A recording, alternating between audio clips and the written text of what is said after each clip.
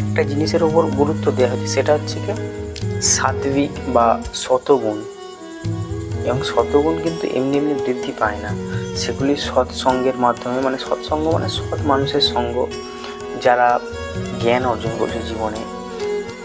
যারা সত্যের পথে আছে, যাদেরকে আমরা দেখে বুঝতে পারি যে তারা সত্যের পথে আছে, তাদের দ্বারাই কিন্তু। আর আমাদের নিজেদের চলন মরণ নির্ধারণ, আমাদের চলন এবং আমাদের মনের ভিতরে যে ভাবনা আছে সেটা, এবং নিয়মিত নির্দেশন, নিয়মিত প্র্যাকটিস, যে আমরা ভালো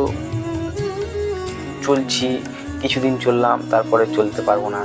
মনন এবং নির্দেশন মানে নিরন্তর অভ্যাস, এই তিনটেই কিন্তু থাকতে হবে, তবে কিন্তু আমাদের শতগুণ বৃদ্ধি পাবে। এবং শতগুণ বৃদ্ধি পাওয়া মানে কি